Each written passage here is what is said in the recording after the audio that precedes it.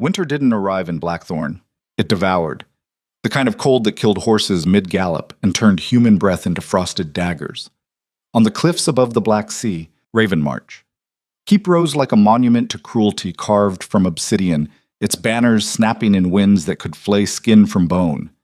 Inside its highest tower sat Duke Lucian Dravenmore, a man whose name made kings nervous and whose silence killed more efficiently than most armies. They called him the Iron Wolf, not because he was noble, because once his jaws closed around your throat, mercy became a fairy tale. Stick around until the end, drop your city in the comments, and smash that like button if you want to see how far a monster will go when something finally makes him feel human again. The throne room of Ravenmarch Keep hadn't known warmth in 15 years. Lucian Dravenmore preferred it that way. Cold kept men honest, made their fear visible in every exhaled breath. He sat motionless in a chair of blackened iron, watching 3 trembling merchants explain why they'd failed to deliver grain shipments to his northern garrisons. The oldest one, a fat man with sweat freezing on his upper lip despite the temperature, stammered through excuses about bandits and weather and trade routes. Lucian said nothing, just watched with eyes the color of winter storms until the merchant's voice cracked into silence. Captain Theron stood beside the throne, hand resting on his sword hilt, waiting.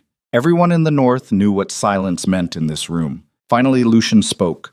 His voice carried the kind of quiet that made people wish for shouting instead. You signed a contract. Your Grace, we did. But the circumstances, did your circumstances kill my soldiers? The merchant's mouth opened, closed, opened again. Because that's what happens when garrisons don't eat, Lucian continued, leaning forward slightly. Men weaken, defenses fail, then people die. So I'll ask you again, did your circumstances murder my soldiers? No, Your Grace. Then you failed me through incompetence or greed. Either way, the outcome is identical. Lucian stood. The movement was unhurried, but every person in the room flinched. He walked down the steps from his throne, boots echoing against stone, until he stood directly before the merchants. Up close, he was massive, built like violence had been poured into human form and left to harden. I'm going to give you something rare, he said. A choice. The merchants exchanged desperate glances. You have 7 days to fulfill your contract. Every barrel of grain you promised. Delivered to every garrison you failed. But Your Grace, that's impossible. Or, Lucien continued as if the man hadn't spoken, I can take your ships as payment, and your warehouses, and your trade licenses. Then I'll ensure every merchant guild in the kingdom knows you're not simply incompetent. You're thieves who steal from soldiers defending their lands. He stepped closer, close enough that the merchant could smell leather and steel and something darker underneath. In this kingdom, reputation is the only currency that matters. Lose it, and you don't just lose business. You lose everything. Your competitors will tear you apart like wolves on a wounded deer. Your own partners will abandon you to save themselves. Within a month, you'll be begging in the streets where your warehouses used to stand. Lucian returned to his throne. 7 days. Fulfill your contract, and this conversation never happened. Fail again, and I promise you'll wish I'd simply executed you today. The merchants fled so quickly, one of them dropped his hat. No one picked it up.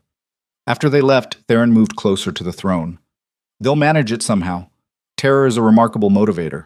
As terror is predictable, Lucien said, which makes it useful. Some men would call that cruelty. Some men don't survive long enough to rule territories this size. The moment I show weakness, every ambitious lord within 500 miles will test me. Then I'll have to kill them. This way, I only have to terrify merchants. Theron had served Lucien for 12 years, long enough to understand that the Duke's philosophy wasn't madness. It was mathematics. Cold. Precise. Unforgiving. But lately, something had shifted. Theron saw it in the way Lucian stared out windows during council meetings, the way his attention drifted during discussions of grain yields and tax revenues, as if the machinery of power that had consumed his entire life suddenly bored him to the edge of violence. Your Grace, Theron said carefully, the king's emissaries arrive next week for the winter summit. I'm aware. They'll push for your support on the eastern border conflicts. They always do. And you'll refuse. Lucien smiled without warmth. I'll negotiate. There's a difference. The crown needs my armies more than I need their approval. That gives me leverage most men only dream about. Dangerous dreams. The king tolerates your independence because you're useful, but usefulness has limits. So does my patience. The king is weak. Weak men beg powerful men for help, then resent them for being powerful. It's pathetic. Theron recognized that tone, the contempt that preceded something explosive. He'd seen it before rebellions were crushed and alliances destroyed. What do you want, Your Grace? Lucien went quiet. When he finally answered, his voice carried an edge Theron had never heard before. Not anger. Something worse. Emptiness. I want to feel something other than this. This? This endless cycle of threats and calculations and maintaining control through fear. I've spent 15 years building an empire no one can touch. And for what? So I can sit in this frozen fortress and watch weak men grovel? He stood abruptly and walked to the window overlooking the cliffs. Below, the Black Sea crashed against rocks with mindless fury. My father told me power was the only thing that mattered, so I became powerful. He told me mercy was weakness, so I eliminated weakness. He told me emotions were vulnerabilities, so I buried mine so deep I sometimes forget I ever had them. Theron waited. These moments were rare. The Duke allowing anyone to see beneath the armor he wore like a second skin. And now I rule territories kings envy while feeling absolutely nothing. Every victory is hollow. Every submission is predictable. I've become so efficient at domination that it's boring. Then find something that isn't, Theron said simply. Lucien turned from the window, something dark flickering in his expression.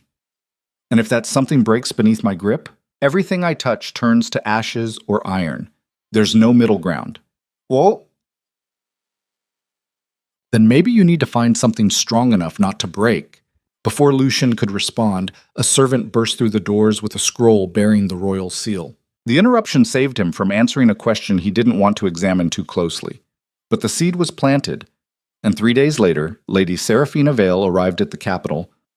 Lady Tse, wrapped in mourning black and carrying her father's death certificate like a declaration of war. The royal winter banquet transformed the palace into a cathedral of calculated cruelty disguised as civilization. Chandeliers blazed overhead like frozen fire. Musicians played waltzes that nobody actually listened to. And hundreds of nobles prowled the marble floors in silk and velvet, hunting for advantage like predators circling a dying animal. Lucien stood near the throne room entrance, watching the feeding frenzy with detached interest. Lord Barrington, a toad-faced minister with ambitions larger than his intelligence, appeared beside him holding 2 glasses of wine. Your Grace, magnificent evening. Barrington. The minister offered 1 glass. Lucien ignored it. Barrington's smile never wavered, which proved the man was either courageous or suicidal, possibly both. I hear you've declined the king's request for troop support in the Eastern Territories. You heard correctly. A risky position, an honest one. His Majesty's Eastern conflicts are expensive, unwinnable, and none of my concern. If he wants my armies, he'll need to offer something valuable in exchange. Such as? That's between me and the crown. Barrington sipped his wine, eyes gleaming with the kind of calculated malice that infected court politics like disease. There's talk, Your Grace, that you're becoming dangerously independent. There's always talk. This talk comes from advisors who whisper in the king's ear. Lucien turned slowly. The movement was minimal, but Barrington stepped backward instinctively. Let me be clear, Lucius said with terrifying calm. I don't care what courtiers whisper. The king needs my troops, my resources, and my cooperation keeping the Northern Territories stable. That need gives me freedom most nobles only imagine. If His Majesty finds my independence inconvenient, he's welcome to try replacing me. He leaned closer. Of course, that would require sending armies north during winter, through terrain controlled by soldiers who worship me like a god, against a fortress that's never been breached in 200 years, all to punish the man who's been defending his kingdom's borders more effectively than anyone else. Barrington went pale. So before you deliver veiled threats on behalf of nervous ministers, Lucien continued, consider what failure looks like. Because if the crown moves against me and loses, every ambitious lord in the kingdom will see weakness, and they'll tear this monarchy apart within a year. He turned away dismissively. Now get out of my sight before I decide this conversation constitutes treason. Barrington fled. Theron, who'd been standing nearby pretending not to listen, moved closer. You enjoy that too much. I enjoy honesty. Everyone else here is performing theater. At least I'm direct about the violence. Speaking of theater, Theron gestured toward the grand staircase. Your next scene just arrived. Lucian followed his gaze and went completely still.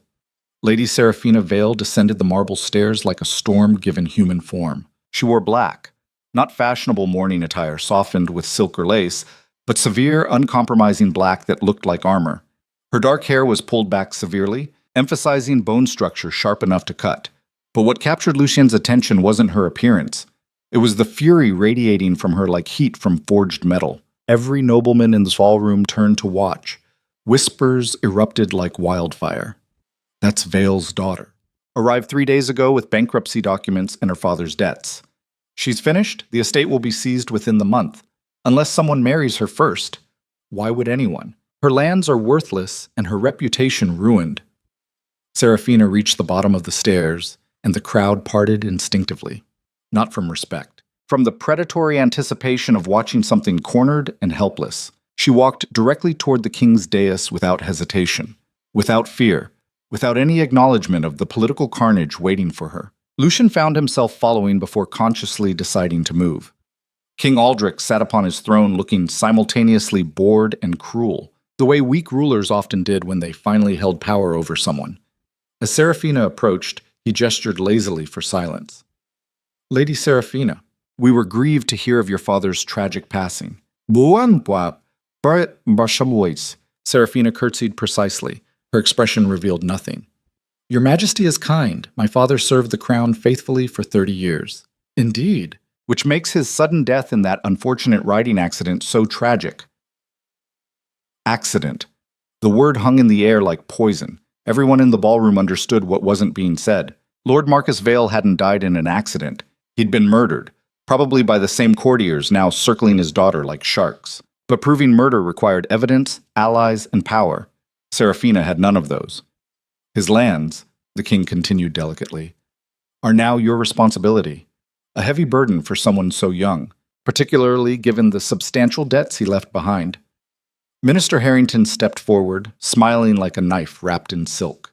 The crown is prepared to be generous, Lady Seraphina.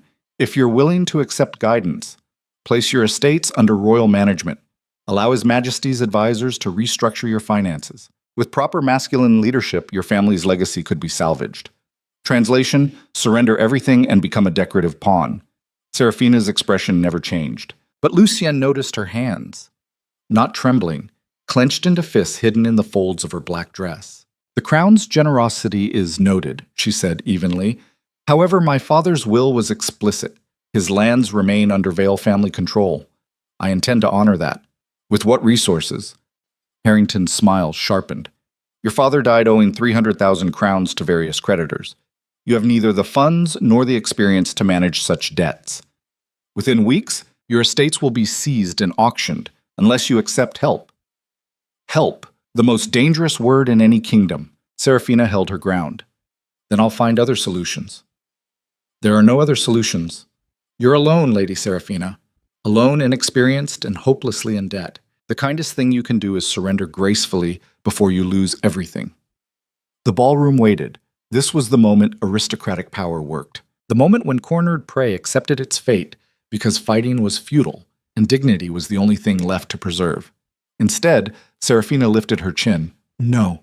The single word detonated like an explosion in the sudden silence. Harrington's smile vanished. I'm sorry?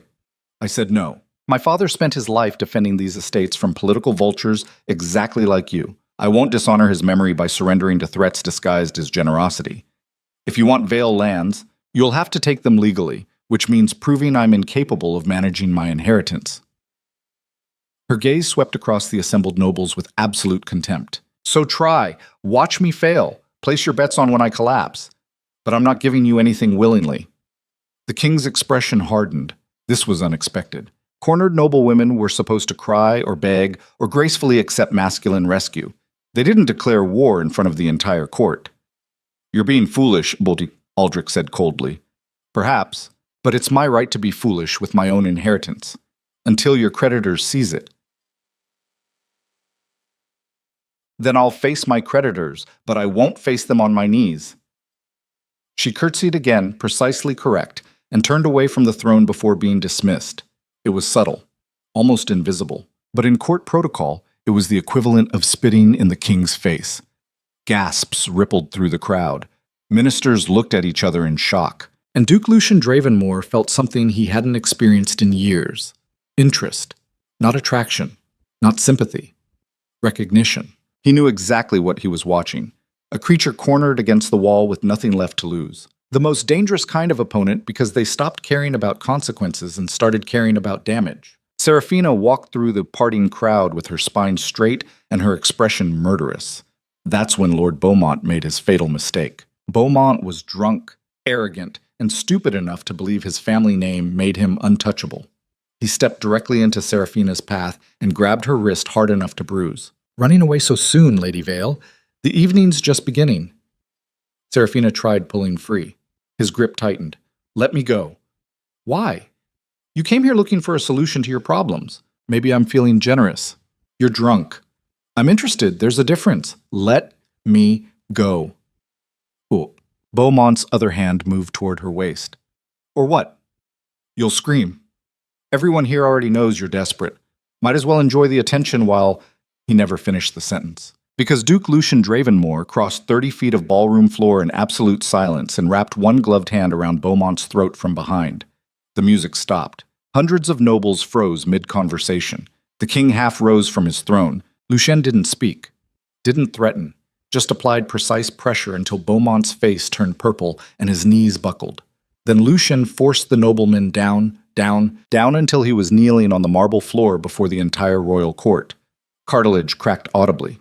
Beaumont tried screaming, but no sound emerged. Lucien held him there for 5 endless seconds, making sure everyone understood exactly what was happening. Then he released him with the kind of contempt usually reserved for stepping around something dead in the street.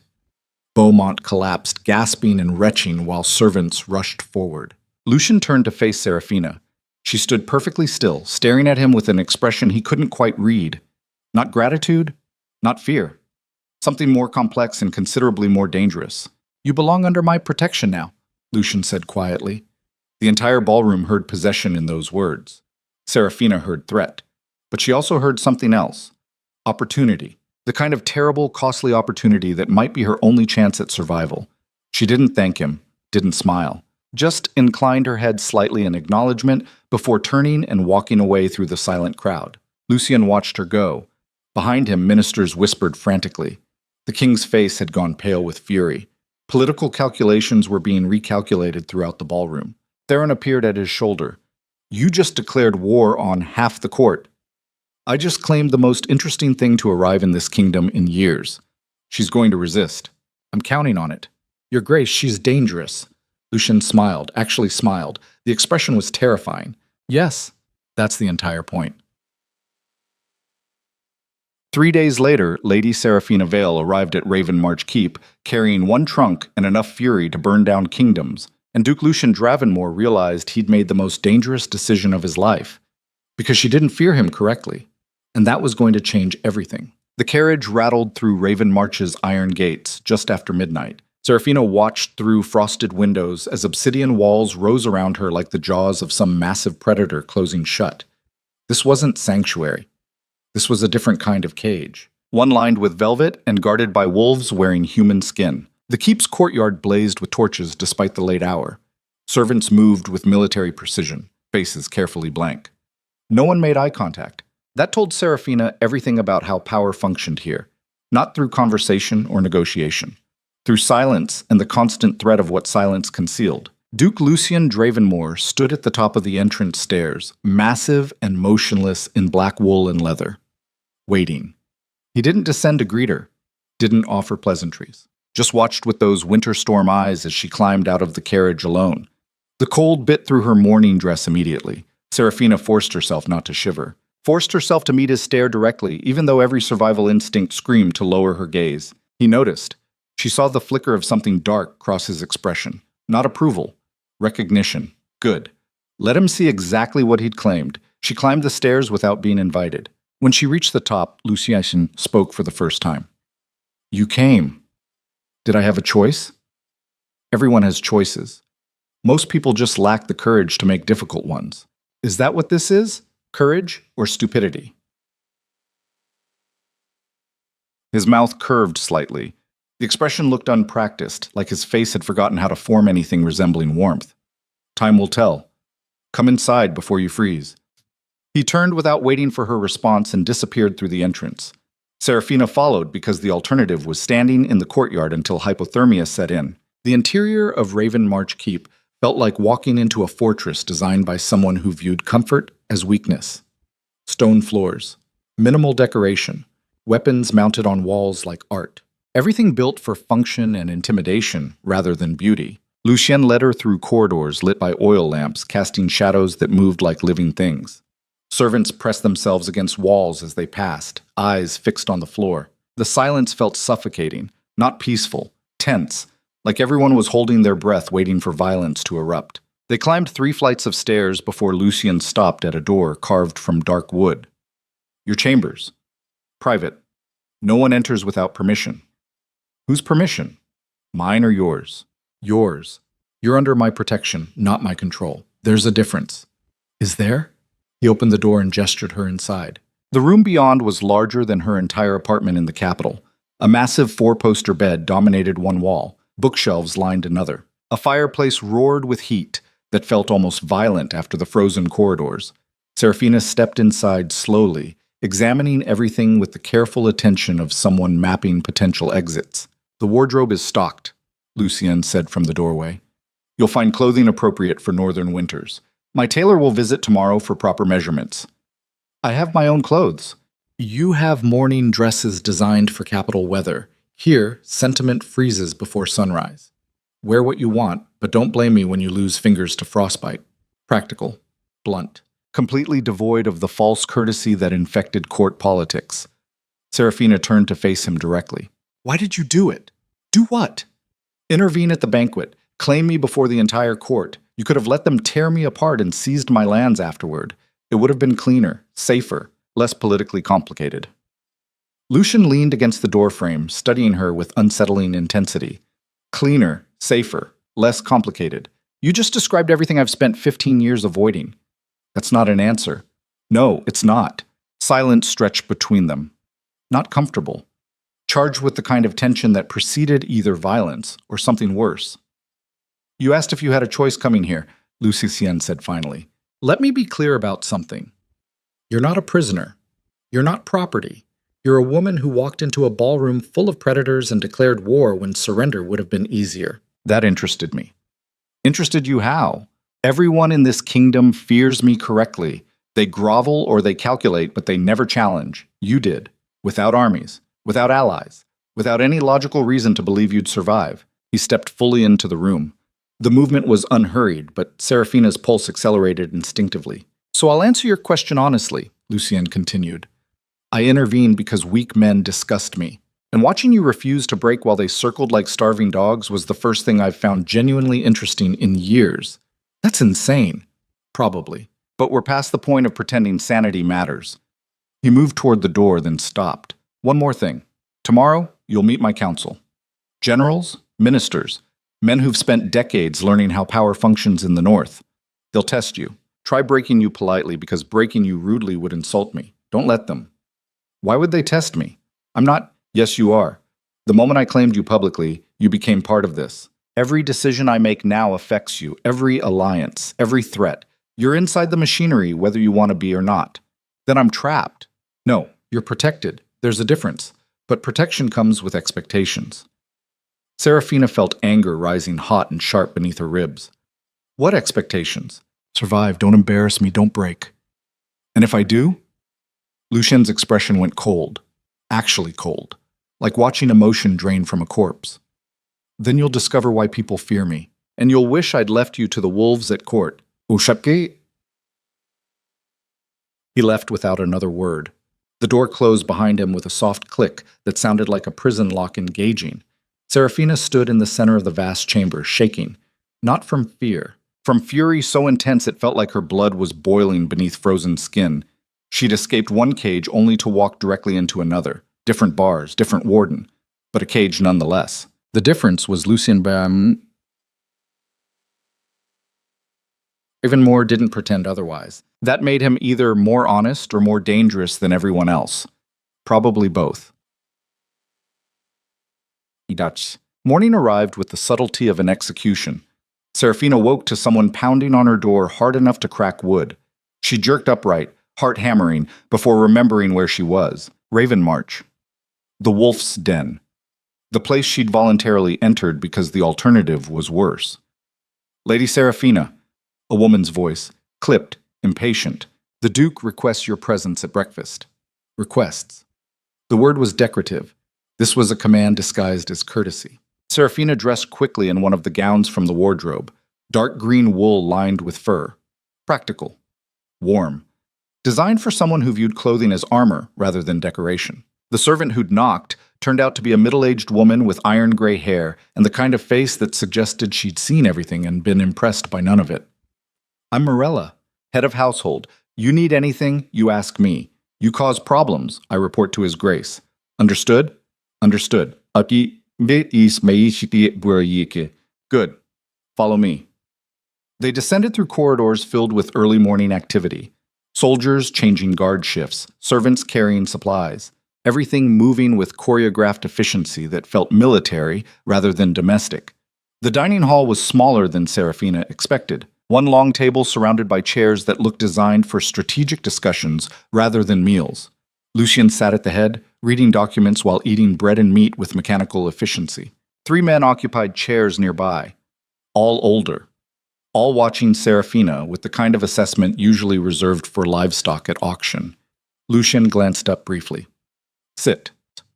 Serafina chose the chair furthest from him. Petty rebellion, but it was something. This is Captain Theron. Lucien gestured to a scarred man with gray threading his dark hair. Commander of Ravenmarch Garrison. Theron, Lady Serafina Vale. Theron inclined his head fractionally. His eyes remained flat, measuring. Lord Garrett, master of coin. Garrett was thin, nervous-looking, with ink-stained fingers.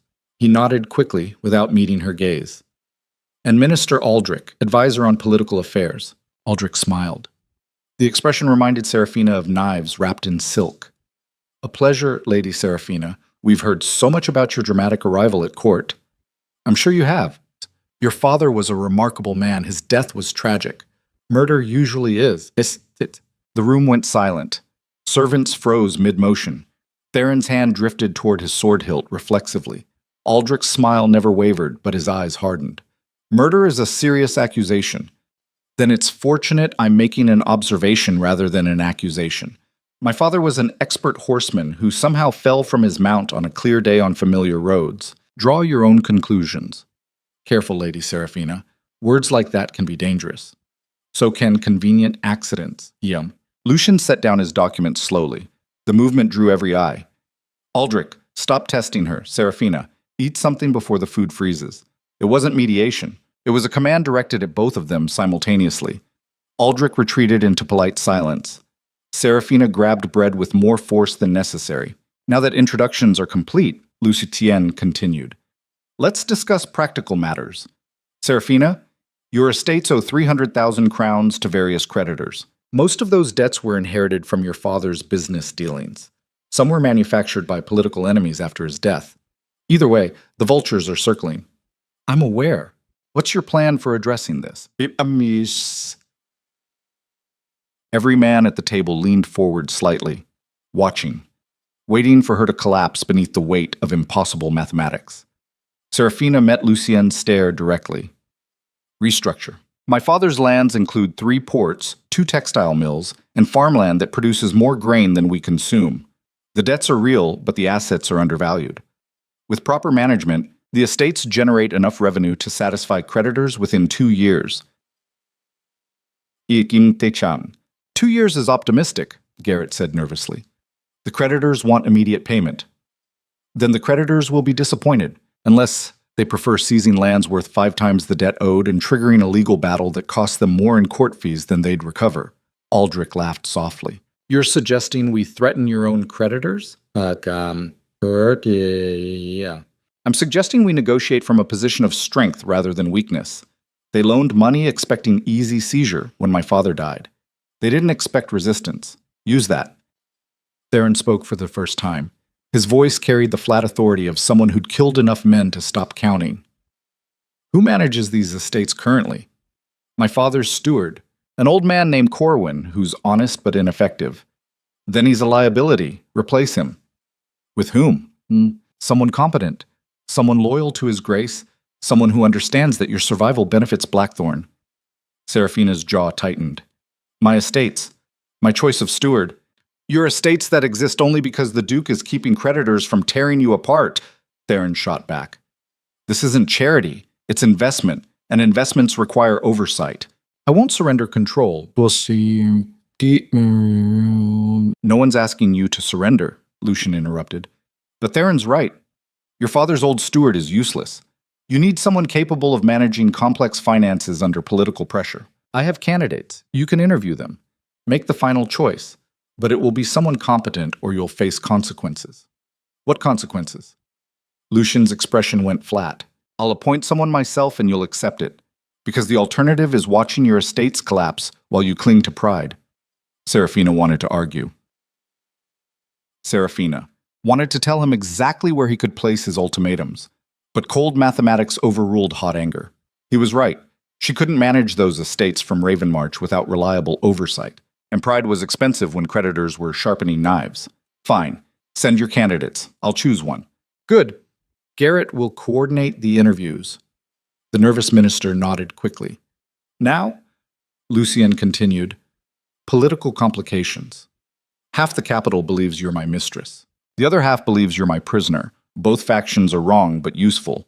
We let them speculate. Useful how? Seraphina demanded. Uncertainty is leverage. As long as no one knows precisely what you are to me, they can't calculate appropriate responses. They'll hesitate. Second guess, make mistakes. Aldrich smiled coldly.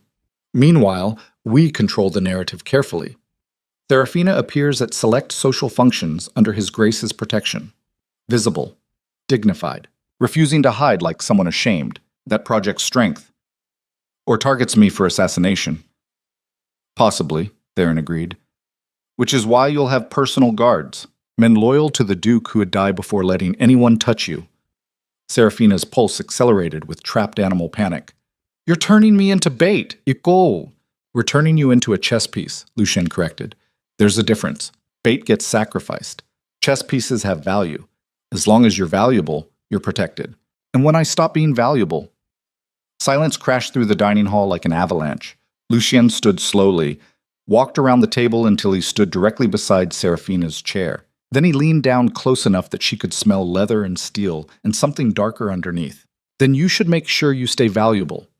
His voice was barely above a whisper, but it carried more threat than screaming. Because I don't keep useless things. And I especially don't keep useless things that embarrass me publicly. He straightened and returned to his seat without waiting for response. The breakfast continued in brutal silence. 3 weeks passed like a slow-motion siege.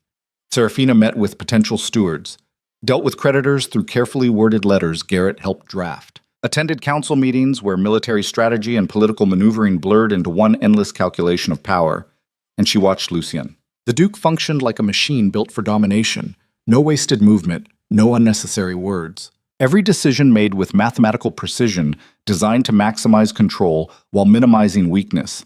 But Seraphina noticed cracks, the way his jaw tightened during discussions of court politics, the way his attention drifted during routine financial reports, the way violence simmered just beneath his carefully maintained control whenever someone questioned his authority. This wasn't a man comfortable with power.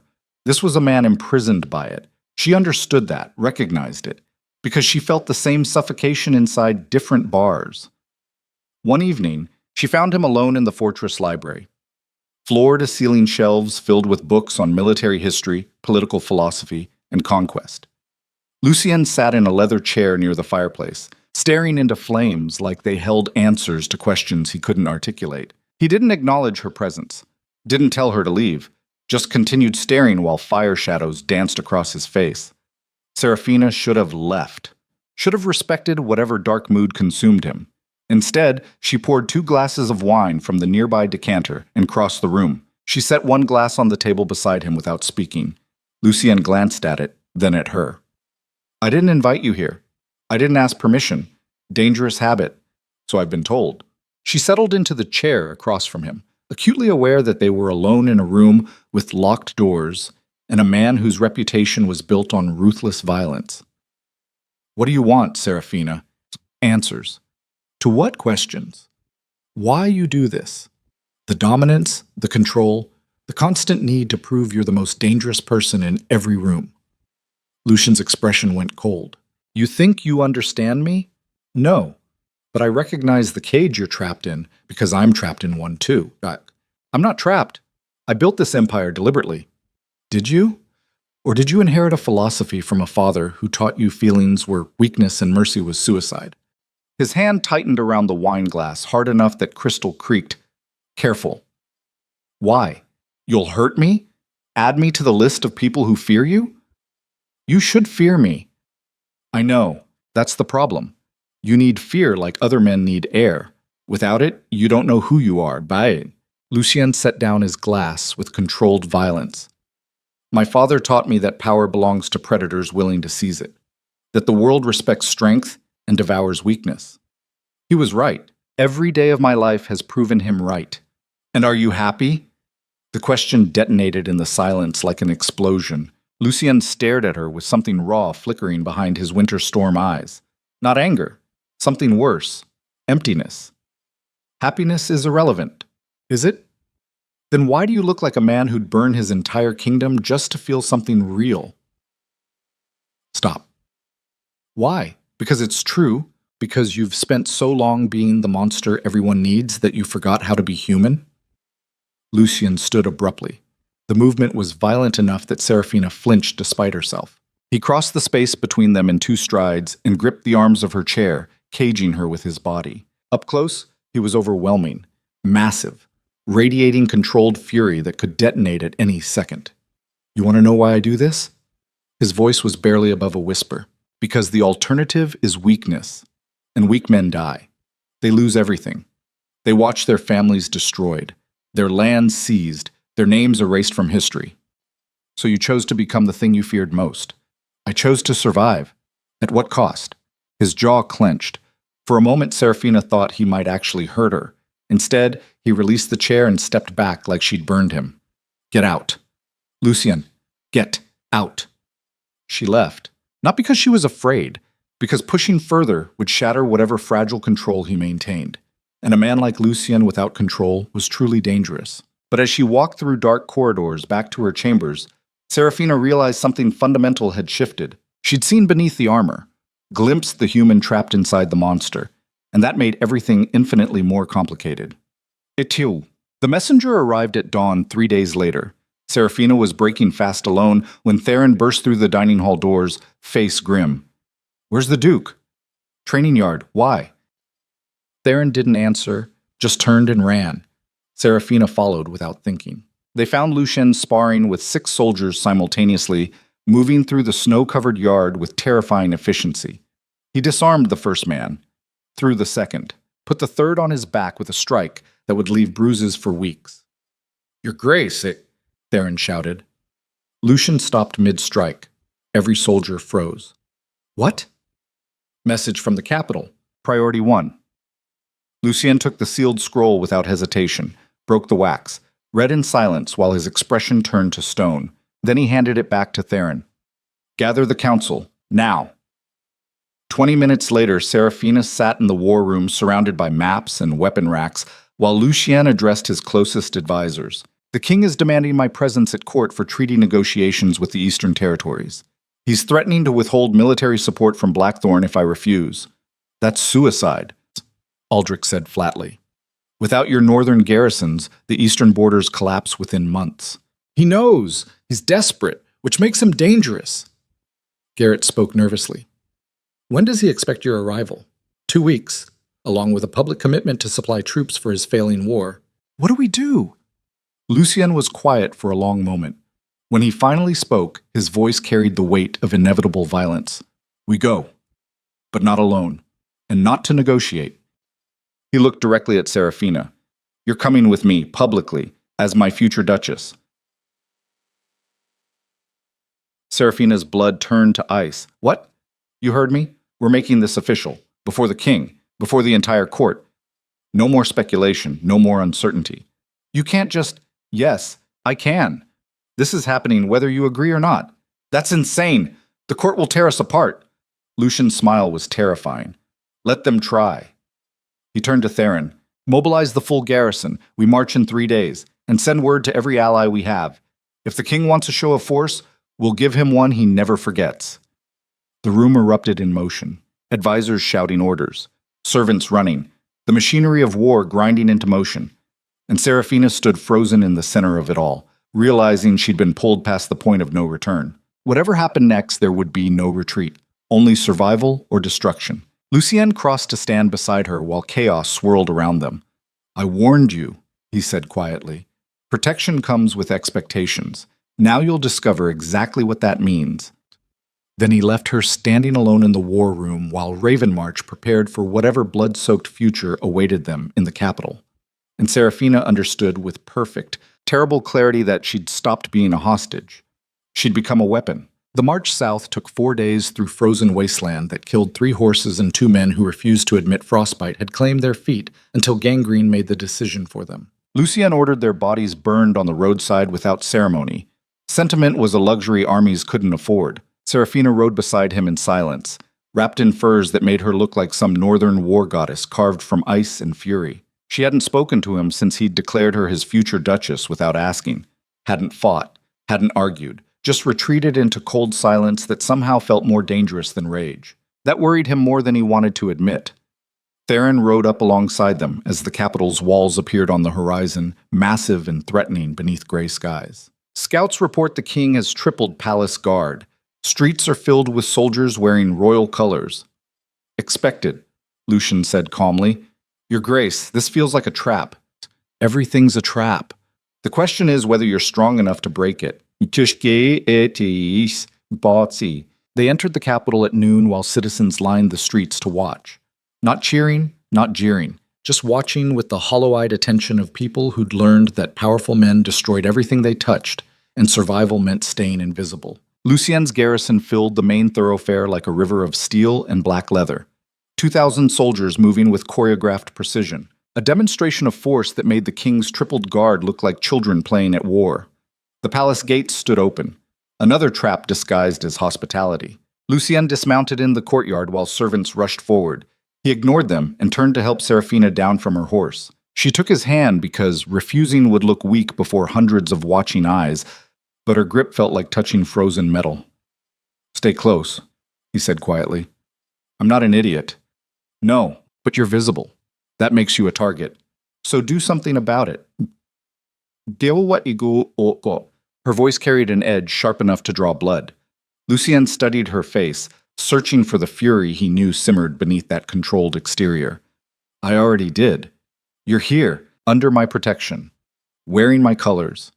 Anyone who touches you declares war on Blackthorn. How romantic. Romance is a lie weak men tell themselves to justify vulnerability. This is survival. Learn the difference. Before Serafina could respond, King Aldrich appeared at the top of the palace stairs, surrounded by ministers and guards. He looked older than Lucien remembered, thinner, like power had been eating him from the inside. Duke Dravenmore, welcome. Lucien ascended the stairs without bowing. Technically treasonous, but no one called him on it. Your Majesty requested my presence. I've arrived. With an army, I notice.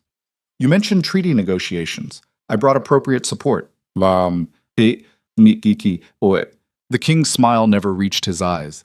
Of course, and Lady Serafina, how unexpected. Serafina curtsied with mechanical precision. Your Majesty, thank you for your hospitality. I'm afraid I must ask about the rumors circulating court. Some suggest you're the Duke's prisoner. Others suggest something more intimate. Lucien stepped forward slightly, not aggressive, just present, filling space with the threat of violence. Lady Serafina is under my protection as my future duchess. Any questions about her status can be directed to me. Gasps rippled through the assembled courtiers. The ministers exchanged shocked glances. This wasn't a rumor anymore. This was public declaration before the crown itself. King Aldrich's expression hardened. You presume much, Duke Dravenmore. Marriages of this magnitude require royal approval. Then approve it. And if I refuse? Lucian's smile was terrifying. Then you'll insult House Dravenmore publicly, which seems unwise given you need my armies for your eastern campaigns. The king went pale with suppressed fury, but he was trapped by his own desperation, and everyone present knew it. We'll discuss this later, privately. For now, welcome to court. Chambers have been prepared. Masampu Sorkas. Translation. We'll fight about this away from witnesses. Lucianian inclined his head fractionally and followed servants deeper into the palace, while his garrison secured the grounds outside. Every step felt like walking into a predator's den with exit routes collapsing behind him. But retreat wasn't an option. Not anymore. The chambers assigned to them were elaborate traps disguised as luxury, silk curtains, gold fixtures, furniture designed for comfort rather than defense. 2 connecting rooms separated by a door that locked from either side. Lucien examined everything with trained paranoia, while Serafina stood near the window overlooking the courtyard where his soldiers established perimeter. You should have asked, she said quietly. Asked what? Before declaring me your duchess. Before dragging me into this. Before using me as a political weapon. Lucien continued his inspection, checking for hidden passages or listening devices. Would you have said yes? No. Then asking would have been pointless. So you just take what you want? He turned to face her directly. Yes, that's how power functions. You take, you hold, you defend. Asking permission is how weak men lose everything. And you wonder why people hate you. People fear me. There's a difference. Fear is reliable. Hate requires emotional investment I'm not worth. Serafina crossed the room until she stood close enough that he could see fury burning in her dark eyes. You're going to get us both killed, possibly, but we'll die on our feet rather than our knees. That matters. Does it? What's the point of pride if you're dead? Lucien grabbed her shoulders. Not violently. Lucien grabbed her, but firmly enough that she couldn't pull away without fighting. The point is refusing to be crushed by people who view you as disposable. Your father died because he tried playing their game politely, following rules written by predators to keep prey docile. I'm not making that mistake. So your solution is declaring war on the entire kingdom? My solution is making sure no one ever forgets what happens when they try destroying me, or anyone I've claimed. He released her and stepped back. You want gentle protection? Go find a knight who'll write you poetry and die heroically defending your honor. You want to survive in a world designed to devour women like you? Then accept that survival looks like this. Serafina's jaw clenched, but she didn't argue. Couldn't argue. Because underneath the fury, she understood he was right. The world didn't reward gentleness. It rewarded violence disguised as strength. A knock interrupted whatever she might have said. Theron entered without waiting for permission, face grim. The king requests your presence in the council chamber. Immediately. Alone? But the summons specified you exclusively. Lucien glanced at Serafina. Stay here. Don't open the door for anyone except Theron. I'm not a child.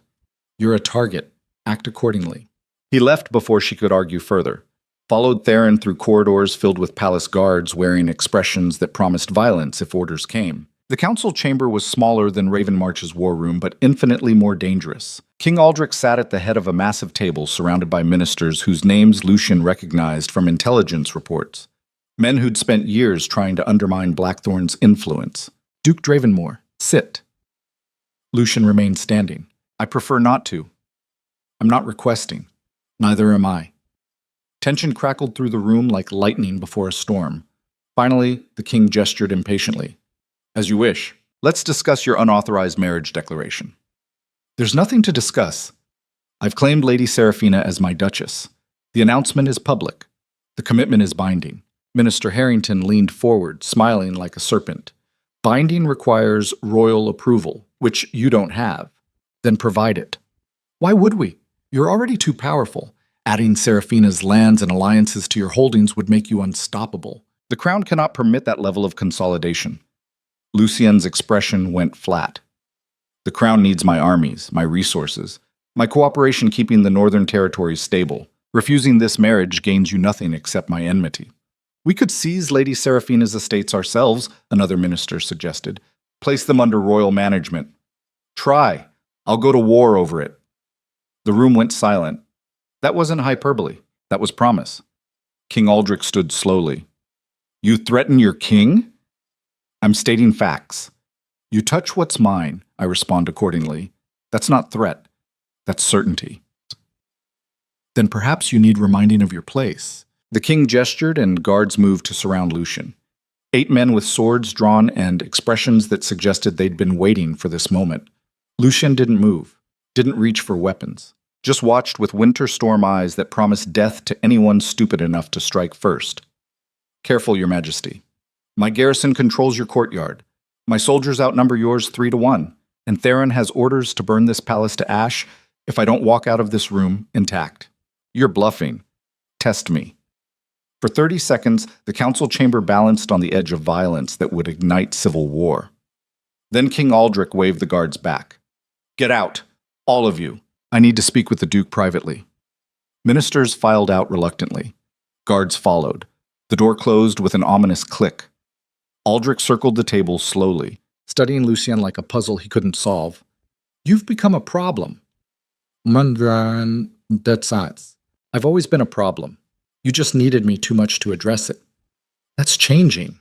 Is it? Your eastern campaigns are failing, your treasury is empty, your nobles are restless. Without me, this kingdom collapses within 2 years.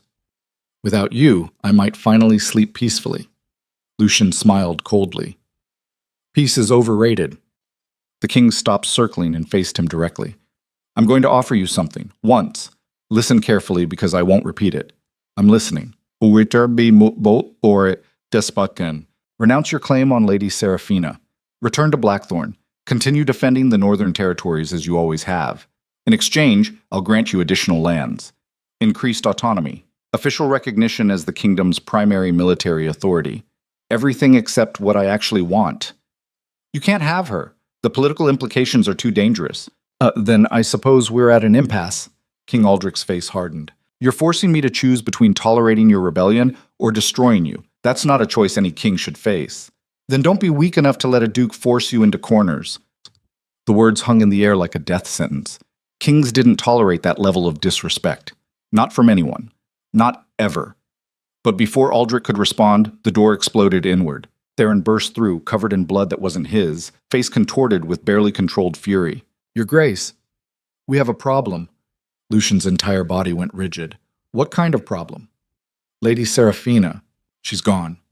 Time stopped. The world narrowed to those 3 words echoing in Lucian's skull like gunshots. Gone. Explain. Someone entered her chambers, professional, fast, killed both guards I posted outside her door, left this. Theron handed him a note written in elegant script on expensive paper. The Duke of Blackthorn has forgotten that power belongs to those willing to take it. We've taken something precious. Come to the East Garden at midnight if you want her returned intact. Come alone. Bring soldiers and we'll send her back in pieces. Lucian read it twice. His hands didn't shake. His expression didn't change. But something inside him turned to ice so cold it burned. Who? Unknown. But your Grace, this reeks of... I know what it reeks of. Eat. Lucian turned to face King Aldrich. The man's expression was carefully neutral. Too carefully neutral. You knew about this. I knew nothing. Liar. Duke Dravenmore, I understand you're upset, but accusing your king of... Lucian crossed the space between them and wrapped one hand around Aldrich's throat before guards could react. Lifted the king onto his toes with terrifying ease. Where is she? I don't know. I swear I don't... Theron grabbed Lucian's arm. Your Grace, don't. Not here, not like this. Every instinct screamed to crush the king's windpipe, to paint these walls with royal blood, to burn this entire palace to foundations for daring to touch what belonged to him. But Theron was right. Killing the king meant civil war, and civil war meant Seraphina died while he fought battles on 12 fronts simultaneously. Lucian released Aldrich with violent disgust. The king collapsed gasping while guards rushed forward. Midnight, Lucian said coldly. East Garden. If she's been harmed, I'll kill everyone responsible. Then I'll kill everyone who knew and did nothing. Then I'll kill everyone who might have helped. He turned and walked out while Theron scrambled to follow. The hours before midnight crawled like dying animals. Lucian paced Ravenmarch's commandeered chambers while his officers argued about tactics and traps and appropriate responses. He heard none of it. All he could see was Seraphina's face when he told her to stay inside. The fury, the fear she'd tried hiding, the way she'd looked at him like he was simultaneously her jailer and her only protection. He'd failed her. Failed the one thing he'd claimed with absolute certainty, that anyone under his protection was untouchable. Theron appeared beside him holding armor and weapons. "We're coming with you." The note said alone. The note was written by people who kidnapped a woman under your protection. Their instructions are worthless. If I bring soldiers, they'll kill her. If you go alone, they'll kill you both. Your Grace, this is obviously a trap. They want you isolated, vulnerable, easy to eliminate. I know. Then don't give them what they want. Lucien turned slowly. His expression was empty in the way that preceded terrible violence. What I want is Serafina returned alive. Everything else is negotiable. Including your life? Especially my life. Theron went quiet. In 12 years of service, he'd never heard Lucien admit anything mattered more than survival. Never seen him willing to sacrifice strategic advantage for emotional attachment. This was new. This was dangerous. Your Grace, if you die, Blackthorn collapses. Your territories fracture. Everything you've built for 15 years disappears overnight. Then make sure I don't die. Lucien. Strapped on armor with mechanical efficiency. Checked weapons. Tested blade edges. Preparing for battle the way he'd done 1,000 times before. But this time felt different. This time, failure meant losing something he couldn't calculate or replace. At 1:45, they moved through palace gardens filled with shadows and frozen hedges. Lucien walked alone down the center path toward the east garden while Theron and 50 soldiers spread through the darkness like hunting wolves. The east garden opened into a circular courtyard surrounded by high stone walls covered in dead vines. In the center, lit by a single torch, Serafina knelt with her hands bound and a blade pressed to her throat. Lucien stopped breathing. She looked small, fragile. Nothing like the fury-wrapped woman who'd declared war on the kingdom rather than surrender. The man holding the knife was unfamiliar, dressed in expensive clothes that screamed nobility, flanked by 6 armed guards wearing no identifying colors. Duke Dravenmore, punctual. I appreciate that. Si Awanan-san. Lucien's voice emerged flat and deadly. Release her. In time. First we negotiate. Yes. There's no negotiation. You took something mine. Return it, or I'll kill everyone in this garden. The nobleman smiled. Such confidence. Even now, when you're outnumbered and outmaneuvered. That arrogance is exactly why you needed this lesson. Lesson? About limitations. You've spent 15 years believing yourself untouchable. Tonight, you learn differently. Lucien took one step forward. Every guard tensed. Who sent you? Does it matter? Powerful men who've grown tired of your independence? Men who understand the kingdom needs stability more than it needs a rogue duke playing at kingship. The king, among others. Your marriage declaration was the final straw. You've become too dangerous, so we're removing the problem. Lucien's hands clenched into fists. If you wanted me dead, Yen's hands, you'd have killed me already. We don't want you dead. We want you broken, obedient, controllable. And there's only one way to break a man like you. The nobleman pressed the blade harder against Serafina's throat. A thin line of blood appeared. Hurt what he loves. That word detonated in Lucien's chest like an explosion. Love. He didn't love, couldn't love, had buried that vulnerability so deep it shouldn't exist anymore. But watching blood run down Serafina's neck made something inside him crack apart. Last chance, Lucien said quietly. Release her. Or what? You'll charge 6 armed guards with nothing but rage? You'll die. She'll die. And Blackthorn will be carved into pieces by morning. Probably. Lucien drew his sword. But you'll die first. And I promise your death will take hours. For 3 seconds, nobody moved. Then chaos erupted. Theron's soldiers exploded from the shadows. Crossbow bolts sang through frozen air. Guards screamed and collapsed as Lucien charged straight through the center. The nobleman barely had time to register shock before Lucien's blade took his sword hand off at the wrist. He screamed and released Serafina. She rolled away as violence consumed the garden like wildfire. Steel on steel, men dying, blood turning snow crimson beneath flickering torchlight. Lucien fought like something inhuman, not skilled, not elegant, just brutal efficiency designed to destroy everything between him and Serafina. A guard thrust at his ribs. Lucien caught the blade with his armored forearm and drove his sword through the man's throat. Another attacked from behind. Lucian spun and opened his stomach with a backhand strike that painted the frozen ground with intestines. When the final guard fell, Lucien stood in a circle of corpses, breathing hard while his garrison secured the perimeter. The nobleman knelt, clutching his bleeding stump, face white with shock. Please, please, I'll tell you everything. Who hired me? Who planned this? Just don't... Lucian grabbed him by the hair and forced his head back. Who? Minister Harrington and Lord Beaumont and a dozen others. They're planning to assassinate you at tomorrow's treaty signing, poison your wine, blame it on Eastern agents, then seize Blackthorn while your territories are leaderless. How many conspirators? 15? Maybe 20? I don't know all their names. Lucian looked at Theron. Find them. All of them. Bring them to the throne room. Alive. Your Grace, that's not a request. Theron nodded and vanished with half the garrison. Lucien released the nobleman and turned to where Seraphina still knelt in the snow. Blood stained her throat. Her wrists were raw from rope burns. Her dress was torn, but her eyes burned with fury instead of fear. He crossed to her slowly and cut her bonds with shaking hands. Can you stand? Yes. Are you hurt? I've been better, and Lucien helped her up. For a moment they stood close enough that he could feel her breath against his neck despite the winter cold. I'm sorry, he said quietly. For what? This. Failing to protect you, dragging you into a war you never wanted. Seraphina's expression was unreadable. You didn't drag me anywhere. I walked into this because the alternative was worse. Was it?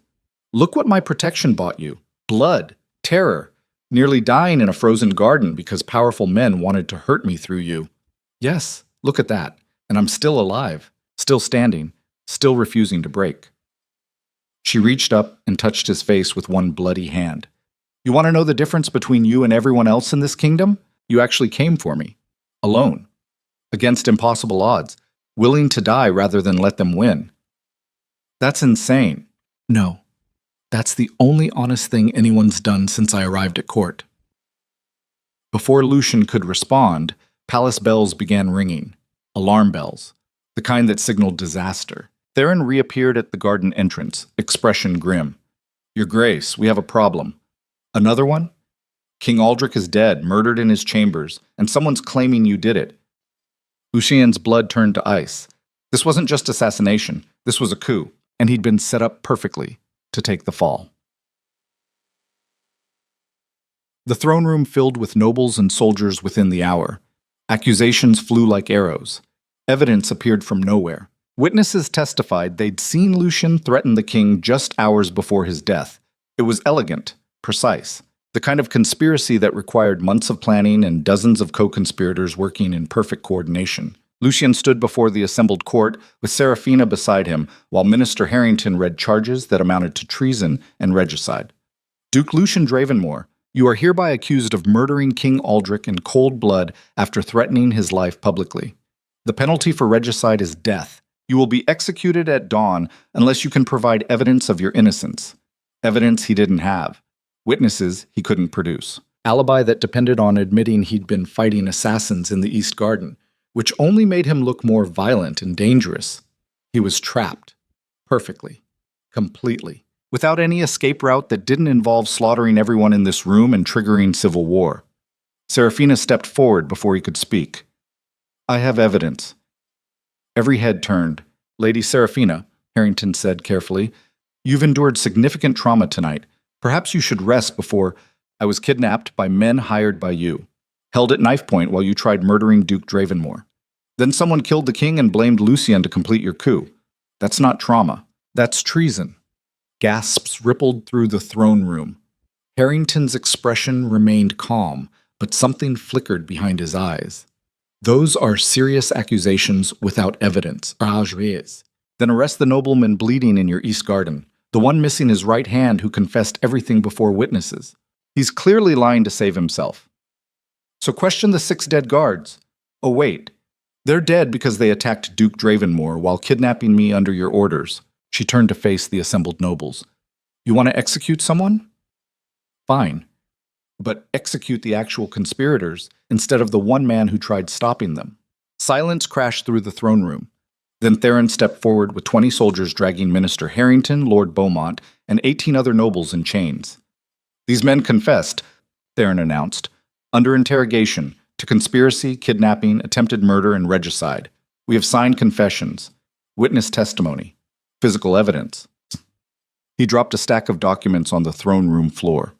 His Grace is innocent. These men are guilty, and they're going to hang Beagle. The throne room erupted into chaos. But underneath the shouting and accusations and political maneuvering, one truth emerged crystal clear. Lucien had survived another assassination attempt, but survival came with a cost. The king was dead. The kingdom was leaderless. And the only person with enough military strength to prevent total collapse was the one man everyone feared most, Duke Lucien Dravenmore, who now faced an impossible choice: seize power and become the monster everyone accused him of being, or walk away and watch the kingdom tear itself apart. Either way, everything changed tonight, and there was no going back. Dawn broke over the capital like a wound opening in the sky. Red light bled through palace windows where nobles huddled in terrified clusters, waiting to see which direction violence would flow next. The kingdom had lost its king in a single night. Now it held its breath while the most dangerous man in the realm decided whether to save it or let it burn. Lucien stood in the war room surrounded by maps and corpses of political ambition. 18 conspirators hung from the palace walls by sunrise, their bodies swaying in frozen wind like grim warnings about the cost of treason. Minister Harrington had begged for mercy before the rope. Lord Beaumont had screamed about rights and trials and civilized justice. Lucien had watched them die with the same expression he wore playing chess. Calculating. Unmoved. Already 3 moves ahead. But inside, something had shifted.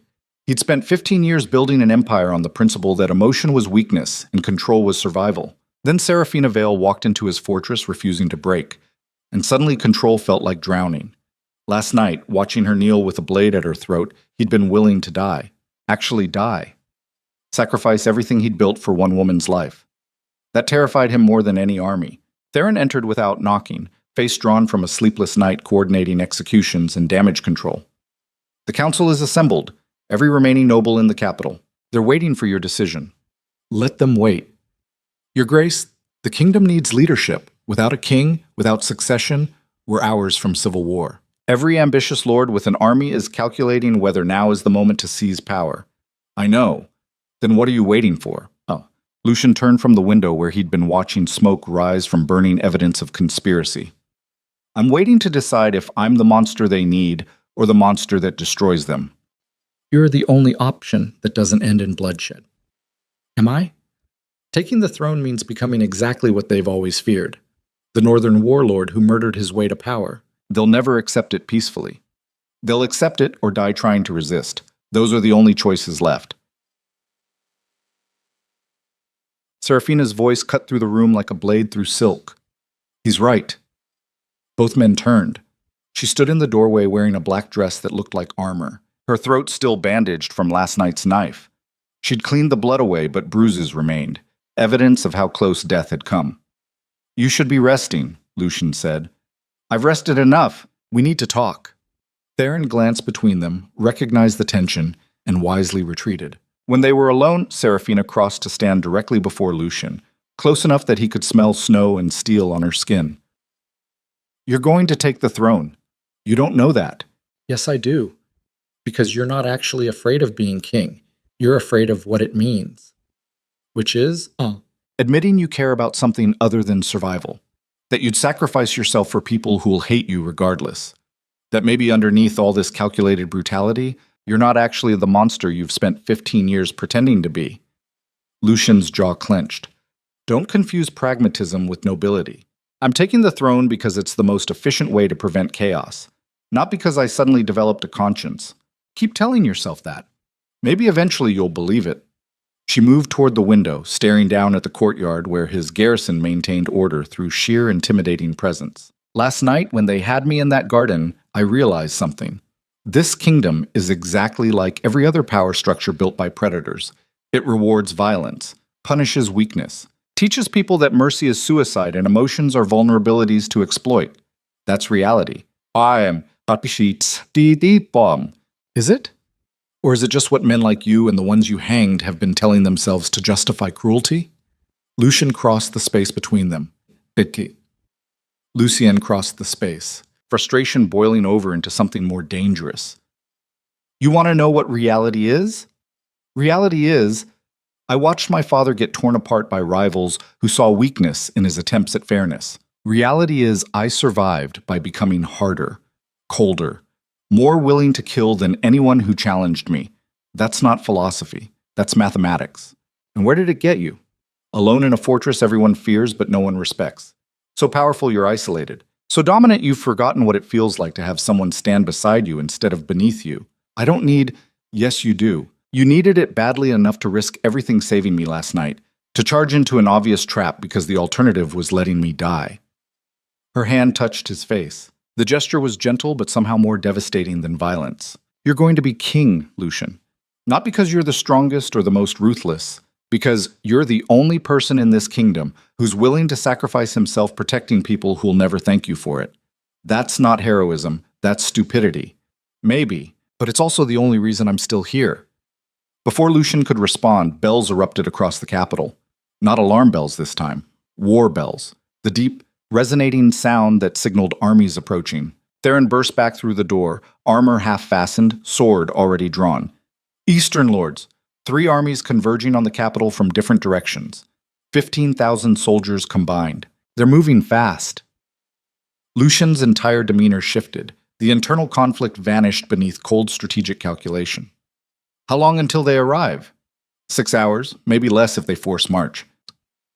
Whose banners? Bitbai. Lord Castellan, Duke Vaemar, and Count Hrothgar, the Eastern Coalition. They must have been planning this for months, waiting for the king's death to make their move. Seraphina's voice was steady, despite the implications. They're coming for the throne. They're coming to prevent me from taking it, Lucian corrected. 3 eastern houses unified against the northern wolf. If they control the capital, they control succession. Then they'll carve Blackthorn into pieces and distribute my territories like spoils of war. Can we hold? Lucian moved to the war table, fingers tracing supply lines and defensive positions with practiced efficiency. Our garrison is 2,000 strong, well-trained, well-equipped, but outnumbered 7-1. We can hold the palace for maybe 3 days before attrition kills us. Then we need reinforcements. Nearest Blackthorn forces are 5 days north. They'll never arrive in time. So we're trapped. Lucian's expression went cold and sharp as winter ice. No, we're motivated. He turned to Theron. Recall every soldier from outside the palace walls. Fortify all entrances. Arm the servants if necessary. Anyone who can hold a weapon fights or evacuates immediately. No middle ground. Your Grace, we don't have enough men. Then we make them think we do. Light fires in empty towers. Move banners constantly. Make 15,000 approaching soldiers believe they're attacking 20,000 defenders. Fear is a weapon. Use it. Theron nodded and vanished. Lucien turned to Seraphina. And, you're leaving. Now. Theron will provide escort north to Ravenmarch. You'll be safe there regardless of what happens here. No, that's not a request. I don't care. You claimed me publicly. Declared me your duchess before the entire court. I'm not running when the fighting starts. You'll die. So will you. At least I'll die standing beside you instead of waiting in some frozen fortress wondering if you survived. Lucien grabbed her shoulders, frustration and fear warring behind his controlled exterior. You want to know why I need you to leave?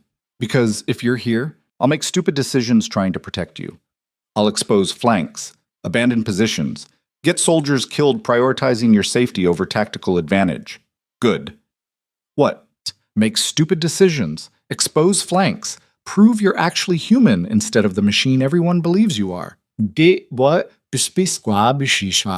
She stepped closer, close enough that he could feel her breath despite the winter cold seeping through stone walls. You've spent 15 years convincing everyone, including yourself, that you're incapable of caring about anything except power. Maybe it's time they saw the truth. Which is that the monster everyone fears is actually just a man terrified of losing the things he's too proud to admit he loves.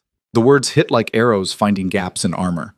Lucien released her and turned away because looking at her made the control he'd maintained for 15 years feel paper thin. Love makes you weak. No. Love makes you vulnerable. There's a difference. Weak people break under pressure. Vulnerable people have something to protect. That makes them fight harder. Bells rang again. Closer now. The enemy was advancing faster than projected. Lucien made his decision the way he made all decisions. by calculating which option maximized survival and accepting the consequences. You stay, but you follow orders, no arguments, no heroics. If I tell you to run, you run. Agreed, on one condition. You're negotiating during a siege? You stay alive, because I didn't survive kidnapping, assassination attempts, and political coups just to watch you die playing martyr. Despite everything, Lucien smiled, actually smiled. The expression felt foreign, but somehow necessary. Deal. Yeah. The Eastern Coalition arrived at noon like a flood of steel and hatred. 15,000 soldiers carrying banners that represented decades of accumulated resentment toward Northern dominance. They surrounded the palace in a coordinated assault that would have been impressive if it wasn't aimed at destroying everything Lucien had built. Lord Castellan sent envoys before attacking. 3 men carrying white flags in terms of surrender, written in language designed to humiliate. Lucien received them in the throne room. He sat in the dead king's chair wearing black armor instead of royal regalia, making no pretense about what he was. Not a legitimate successor. A warlord holding power through violence. The lead envoy read terms aloud while nobles listened in terrified silence. Lord Castellan offers mercy on the following conditions. Duke Dravenmore surrenders immediately, relinquishes all claims to the throne, returns to Blackthorn, and never interferes in capital politics again. Lady Seraphina Vale will be placed under Eastern protection for her own safety. Translation, surrender or die, and lose everything including the woman you claimed. Lucien let the envoy finish before responding. His voice carried the flat authority of someone who'd stopped caring about diplomatic niceties. Tell Castellan his terms are rejected. Tell him if he wants this palace, he'll have to take it over my corpse. Tell him I'm going to kill him personally. And tell him he has 1 hour to withdraw before I make what's left of his army regret ever leaving their eastern estates. The envoy went pale. Your Grace, you're outnumbered 7-1. I'm aware. Leave. They fled. Within minutes, war horns sounded across the capital as the Eastern Coalition prepared their assault. Seraphina appeared beside Lucien as nobles scattered like frightened birds. That was aggressive. Aggression is all I have left. If I show weakness now, we lose everything. We're gonna lose anyway. Probably, but we'll make them bleed for it. Arshat. The first assault came at sunset. 2,000 soldiers with siege ladders and battering rams hitting the eastern wall while archers provided cover. Lucien's garrison responded with coordinated brutality that turned the initial wave into a massacre. Bodies piled against palace walls. Siege ladders burned before reaching the top. Battering rams collapsed under boiling oil and dropped stones. But Eastern forces kept coming, wave after wave, replacing casualties with fresh soldiers while Lucien's defenders fought until muscles screamed and lungs burned. The mathematics were brutal. Every defender killed was irreplaceable. Every attacker killed barely dented the coalition's numerical advantage. By midnight, they'd repelled 4 assaults. By dawn, exhaustion was killing soldiers faster than combat. Lucien moved through defensive positions, checking wounded, redistributing weapons, offering words that weren't quite encouragement but kept men fighting when surrender looked easier. He found Seraphina in a makeshift medical station tending injuries with terrifying competence. Blood stained her dress. Her hands moved with practiced efficiency born from necessity rather than training. You should rest, Lucien said. So should you. I don't have that luxury. She looked up, face drawn with exhaustion, but eyes still sharp. How bad?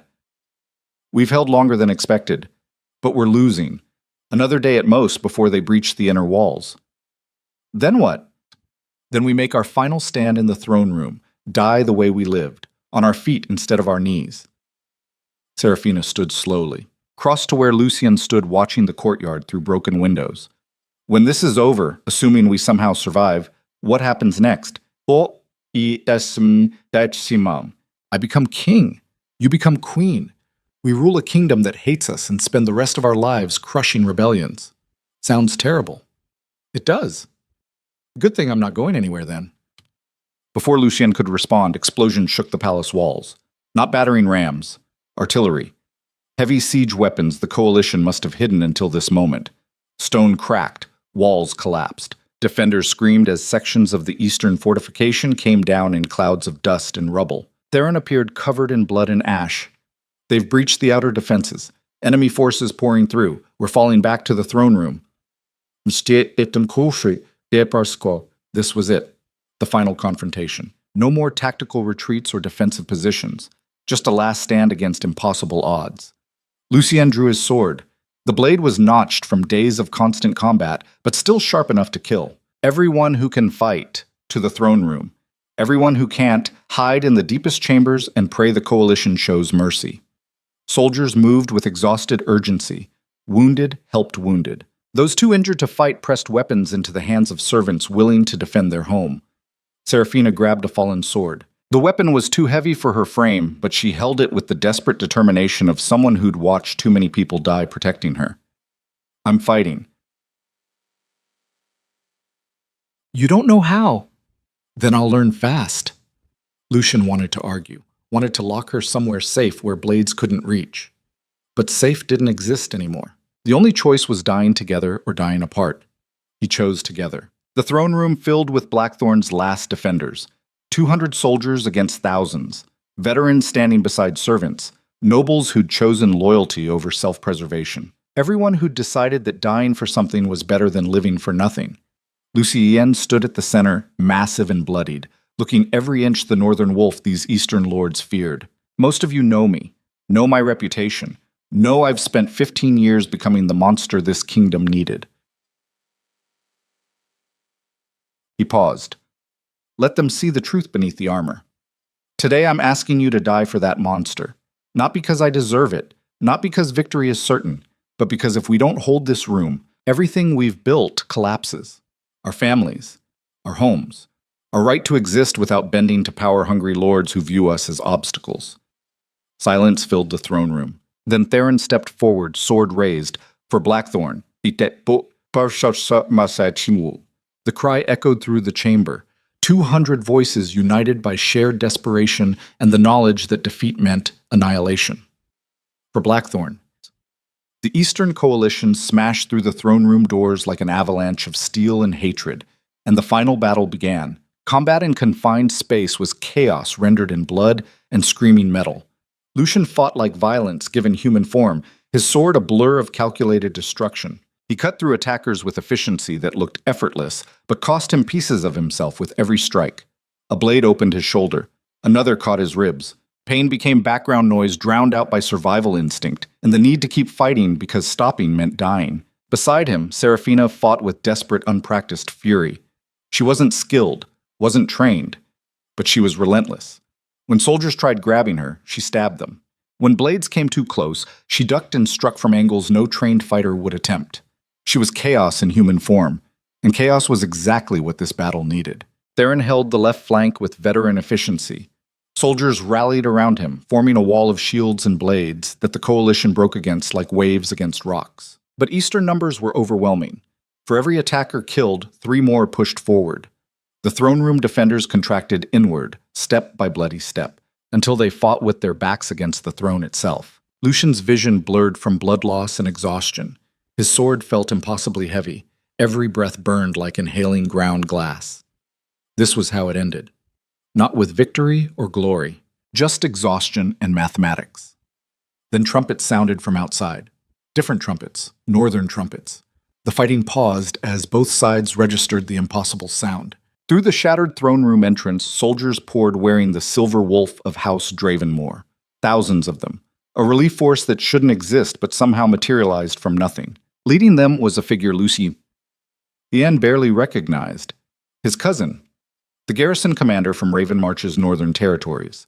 The man who should have been 5 days away. Forced march, the cousin shouted across the battle.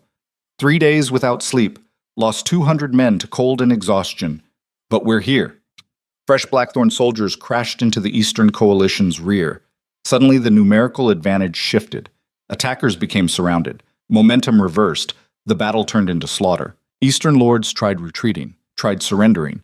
But fury had momentum now, and momentum was difficult to stop when soldiers had watched comrades die for days. When silence finally fell, the throne room looked like an abattoir. Bodies everywhere, blood pooling on marble floors. The throne itself cracked and stained with evidence of violence. Lucien stood in the center, swaying from blood loss, barely conscious. Serafina held him upright with strength that shouldn't exist in her exhausted frame. Theron approached, face grim but alive. Lord Castellan is dead, Duke Vaymar surrendered. Count Rothgar fled, but we'll find him. The Eastern Coalition is finished. Lucian nodded slowly. Words felt impossible. His vision narrowed to a tunnel focused on Seraphina's face. "You're hurt," she said. "I'll survive." "You'd better, because we're not done yet." Through the shattered entrance, nobles began filing back into the throne room, survivors emerging from hiding. The kingdom's remaining leadership searching for whoever would claim the blood-soaked throne. Lucian wanted to speak, wanted to declare something appropriately commanding. Instead, exhaustion dragged him down, and he collapsed against the throne, sliding down its steps until he sat in spreading pools of blood. Seraphina knelt beside him, pressing cloth against his wounds with desperate efficiency. "Stay with me. Not going anywhere. Good, because you're about to become king, whether you want to or not." She was right. Standing in that devastated throne room surrounded by death and survivors, Lucian understood what came next. They would crown him king. Not because he wanted power, because he'd proven willing to die defending it. They would make Seraphina his queen, not because of love or tradition, because she'd stood beside him when retreat would have been easier. And together, they would rule a kingdom built on violence and held together by people too stubborn to break. It wasn't the ending anyone wanted, but it was the ending their survival demanded. Outside, dawn broke over the capital with light that looked like hope instead of blood for the first time in days. And inside the throne room, Duke Lucian Dravenmore of Blackthorn accepted his crown-wearing armor stained with the blood of everyone who'd tried stopping him. 3 days after the siege ended, they burned the dead in mass pyres that turned the sky black with smoke and regret. Lucian watched from the palace balcony, his body wrapped in bandages that couldn't quite contain the damage violence had carved into his flesh. 15 separate wounds, 7 that should have killed him. None that hurt worse than watching funeral fires consume soldiers who'd died defending his claim to power. The physicians said he'd survive. They said it like an accomplishment, like living through carnage was something to celebrate rather than endure. Seraphina stood beside him, equally bandaged, equally silent. They hadn't spoken much since the battle. Words felt inadequate when surrounded by evidence of what survival actually cost. Below in the courtyard, nobles gathered in careful clusters, watching, calculating, trying to determine whether the northern wolf who'd taken the throne by force would be merciful or monstrous. They'd learn soon enough. The coronation was scheduled for tomorrow, not because tradition demanded it, because the kingdom needed someone to fear before it tore itself apart completely. Theron approached from inside the palace, limping from a leg wound that would leave him with a permanent reminder of how close death had come. "Your Grace, the council is assembled." Lucian didn't correct the title, didn't point out he wasn't actually king yet. The formality was strategic. Repetition made claims feel inevitable. How many? 43 nobles. Everyone who survived the purge or wasn't implicated in conspiracy. They're waiting in the throne room. Let them wait longer. Please. Your Grace, I said let them wait. Power is 90% performance. Making them stand in a room full of bloodstains while anticipating my arrival does half the work. Theron nodded and retreated, understanding that the Duke who'd fought beside them was already transforming into the king who would rule them. Different masks for different stages. When they were alone again, Seraphina finally spoke. Her voice carried exhaustion that went deeper than physical damage. "You're going to be terrible at this." "At what?" "Ruling, negotiating, pretending to care about courtiers' feelings while making decisions that will get people killed." "I've been doing that for 15 years. "No, you've been dominating, controlling through fear. That works for a duke defending territory. It fails for a king governing a kingdom." Lucian turned to face her directly. She looked small, wrapped in bandages and borrowed clothes, but her eyes still burned with the fury that had first captured his attention. "What would you have me do? Pretend to be gentle? Ask nicely while nobles plot my assassination?" "I'd have you recognize that the same philosophy that built your empire will destroy it if you're not careful. You can't rule an entire kingdom the way you ruled Blackthorn. The scale is different. The consequences are larger, and eventually people break under constant pressure. Then they'll break and be replaced. Will they? Or will you just create an endless cycle of rebellion that consumes everything you fought to protect?" The question landed with uncomfortable accuracy. Lucian had spent 3 days since the battle thinking about exactly that. About whether survival was worth the price if survival meant becoming the thing he'd always claimed to be. The monster. The tyrant. the ruler who held power through violence and wondered why everyone around him died afraid. What's your solution? Serafina moved closer, close enough that he could see the bruise on her throat from where the assassin's blade had pressed, evidence of how fragile life actually was beneath all the performance. Find balance. You don't have to stop being dangerous, but you could try being human occasionally. Let people see that the monster bleeds, that he cares about something other than dominance, that maybe underneath all that armor, there's someone worth following instead of just fearing. People don't follow weakness. No, but they follow strength that protects them instead of just threatening them. There's a difference. Lucian wanted to argue, wanted to explain that 15 years of experience proved his philosophy worked, but looking at Serafina's face, seeing the exhaustion and determination burning behind her eyes, he couldn't find the words. She'd stood beside him when retreat would have been easier, fought when survival meant running, stayed when every logical calculation screamed to abandon the sinking ship. That kind of loyalty wasn't bought with fear. It was earned through something far more dangerous. Trust. The realization felt like drowning in frozen water. Trust meant vulnerability. Vulnerability meant weakness. And weakness was how rulers died. But maybe that was the point. Maybe actual strength wasn't eliminating vulnerability.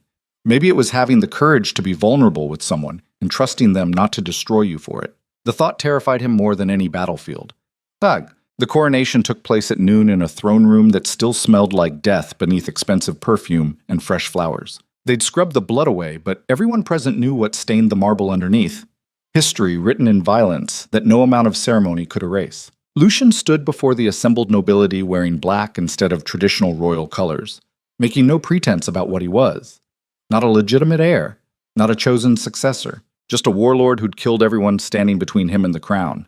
The High Chancellor, an ancient man who'd survived 6 kings through political flexibility that bordered on cowardice, held the crown with shaking hands. By what right do you claim this throne? The traditional question, usually answered with genealogy or divine mandate or some fiction about bloodline and destiny. Lucien answered with truth, by right of survival. I defended this kingdom when its rightful ruler was murdered by conspirators. I held the capital against armies that would have torn it apart. I bled beside soldiers who chose to fight rather than surrender. If that's not sufficient right, then execute me now and find someone better. Silence crashed through the throne room like thunder. Nobles exchanged shocked glances. This wasn't how coronations worked. Kings were supposed to lie prettily about their legitimacy. The High Chancellor looked genuinely uncertain for the first time in decades. Your Grace, tradition requires... Tradition is dead. It died when conspirators murdered King Aldrich and triggered civil war. What remains is necessity. This kingdom needs someone willing to make hard decisions and live with the consequences. I've proven I can do that. So crown me or don't. But stop wasting everyone's time with ceremony. The old man's hands steadied. Something like respect flickered in his ancient eyes. Very well. Then by necessity and right of survival, I crown you Lucien I, King of the Realm, Defender of the North, Lord of Blackthorn. He placed the crown on Lucian's head, heavy gold studded with jewels that probably cost more than most soldiers earned in a lifetime. A symbol of power that felt more like a noose. The assembled nobles knelt, not from love, not from loyalty, from the cold calculation that kneeling was safer than standing when a proven killer held absolute power. Lucien let them kneel, let them feel what submission looked like. Then he spoke with the flat authority that had kept Blackthorn stable for 15 years. Stand. They obeyed immediately. I'm not here to be loved. I'm here to prevent this kingdom from destroying itself. That means making decisions you'll hate, enforcing laws you'll resent, crushing rebellions before they start. If you can live with that, we'll coexist peacefully. If you can't, there are funeral pyres still burning that have room for more bodies. It was brutal, honest. It was completely devoid of the false promises that infected political discourse. Half the nobles looked terrified. The other half looked relieved. At least they knew where they stood. However, Lucien continued, I'm not governing alone. He turned toward where Serafina stood at the side of the throne room, wearing black velvet that looked like armor. She hadn't wanted to participate in the ceremony, had argued that public coronation made her a target. He'd insisted because ruling meant sharing the visibility and the danger. Lady Serafina Vale, some approach, Ofuoket. She walked forward through the parting crowd with her spine straight, and her expression unreadable. When she reached the throne, Lucien extended his hand. You stood beside me when survival meant death, fought when retreat would have been easier, refused to break even when blades pressed against your throat. That loyalty deserves recognition. He turned to the High Chancellor. Crown her.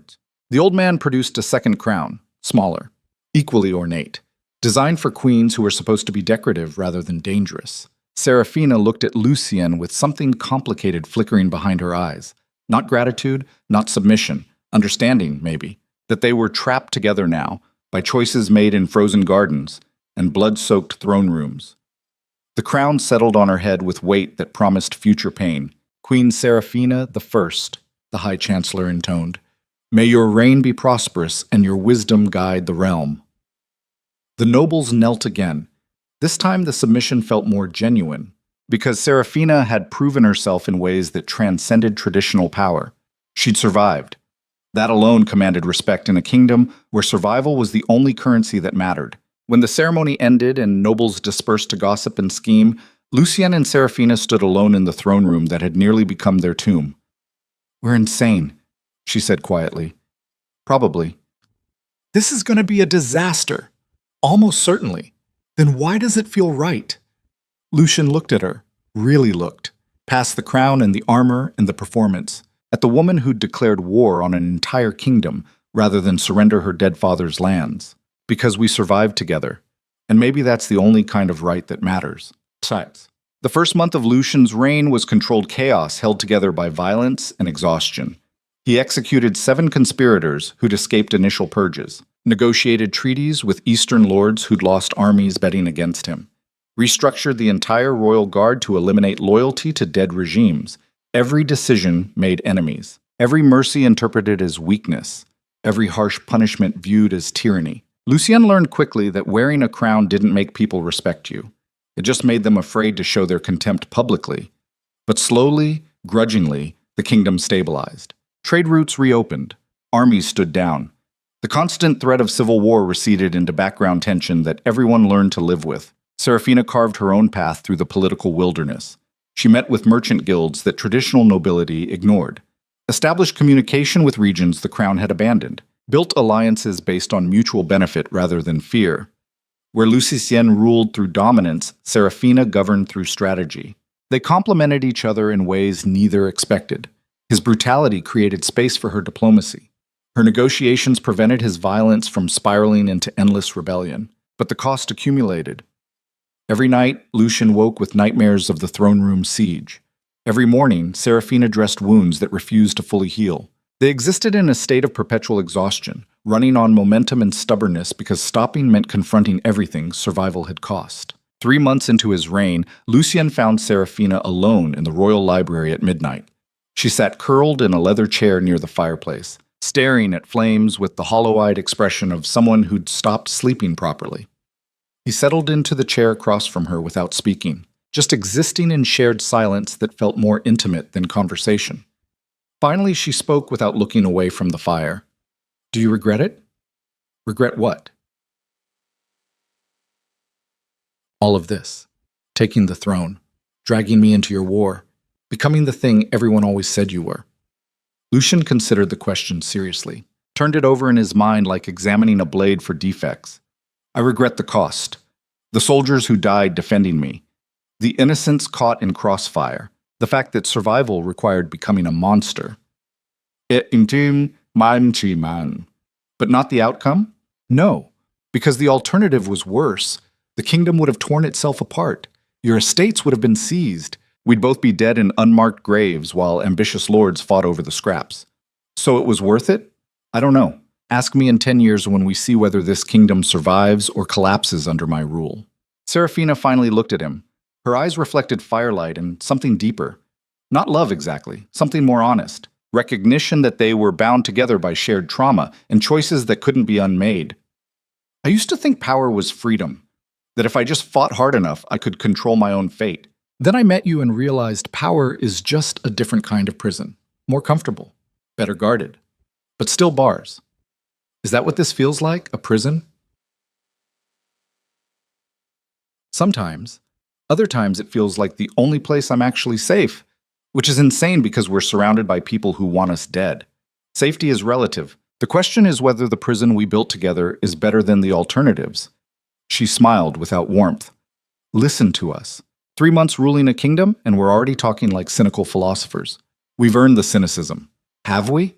Or did we just survive long enough to see how ugly survival actually is? Before Lucian could answer, she stood abruptly and crossed to where he sat. Then she did something unexpected. She leaned down and kissed him. Not gently, not romantically, with the desperate intensity of someone trying to feel something other than exhaustion and regret. When she pulled back, her expression was fierce. I don't love you. I know. But I choose you every day, despite the violence and the danger and the certainty that this will probably destroy us both. Why? Because you're the only person in this kingdom who's never lied to me about what survival costs. Everyone else pretends power is noble. You acknowledge it's just controlled brutality. That honesty is worth something. Lucy Yen stood slowly, pulled her close with hands that had killed more people than he could count, held her against his chest while trying to remember what gentleness felt like. I don't know how to be what you need. I don't need you to be anything except alive. Everything else we'll figure out as we go. They stood like that for a long time. Two people who'd survived impossible odds learning how to exist together without destroying each other. It wasn't love, not the kind songs celebrated or stories romanticized, but it was real, honest, built on shared trauma and the understanding that they were stronger together than apart. And in a kingdom held together by violence and fear, that was the closest thing to hope either of them would find. Ishard. 5 years passed like a slow-motion war against entropy and rebellion. Lucian ruled with the same brutal efficiency that had built his empire, but Serafina's influence tempered his worst instincts. Where he would have executed traitors, she negotiated equal. Where he saw threats, she found opportunities for alliance. The kingdom didn't love them, but it learned to respect the stability their combined rule provided. Trade flourished. Armies remained defensive rather than aggressive. The constant cycle of conspiracy and civil war slowed to manageable levels. Ravenmarch Keep remained Lucian's true home. He spent months each year in the north, away from the capital's suffocating politics. Serafina joined him when she could, though her diplomatic work kept her traveling constantly. They never had children. Some said it was because the violence of their early years had made pregnancy impossible. Others claimed they were too consumed by ruling to consider family. The truth was simpler. They discussed it once during a rare quiet evening in Ravenmarch's library and agreed that bringing children into their world would be cruel. How could they teach gentleness when their hands were stained with blood?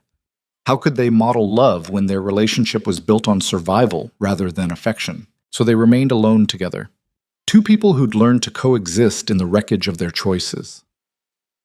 On the 5th anniversary of Lucien's coronation, they stood on Ravenmarch's highest tower, watching winter storms crash against the cliffs below. The same view that had been Lucien's sanctuary for decades. But now he shared it with someone who understood why he stared at frozen wasteland and found it beautiful. Do you ever wonder what we could have been? Serafina asked quietly. If we'd met differently. If circumstances hadn't forced us together. No. Because we are what circumstances made us.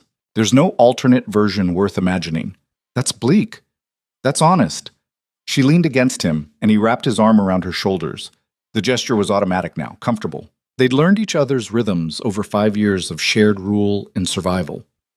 I'm tired, Lucian. So am I. Not physically. Tired of the performance, the constant calculation. Waking up every morning knowing that today might be the day someone finally succeeds in killing us.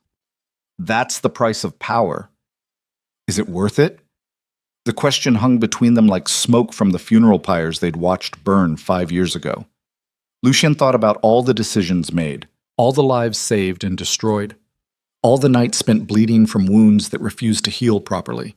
I don't know, but I know I'd make the same choices again, because the alternative was watching you die in that frozen garden, and I wasn't willing to accept that outcome. Serafina turned in his arms, staring up at him with eyes that had seen too much violence and somehow retained their fire. That's the closest you've ever come to saying you love me. I don't know if I'm capable of love. Not the way normal people experience it. Then what is this? Possession, protection, the certainty that I'd burn this entire kingdom to ash if anything happened to you. Whatever that is, it's all I have to offer. She smiled, actually smiled. The expression transformed her face from fierce to something almost gentle. That's enough, because I feel the same way about you, this violent, possessive, completely dysfunctional thing that passes for connection between two people who don't know how to be vulnerable properly. Romantic. We're not romantic, we're surviving. But maybe that's better. Romance is temporary. Survival is permanent.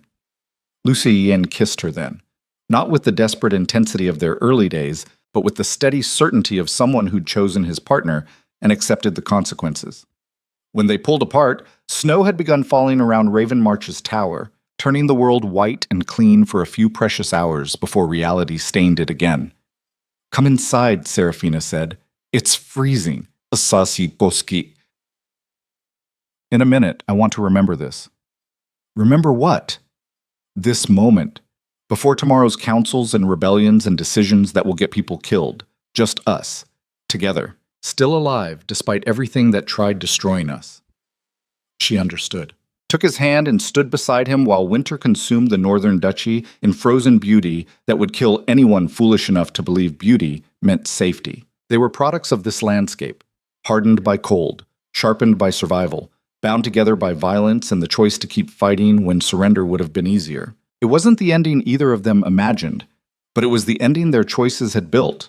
And as Lucien stared out over territories he'd defended with blood and crowned through carnage, he understood something fundamental about power and survival and the price of becoming the monster everyone feared. The throne wasn't won through strength or ruthlessness or any of the qualities his father had praised. It was won through this willingness to sacrifice everything for something you cared about more than survival itself, and then living with the knowledge that everything you sacrificed would haunt you forever.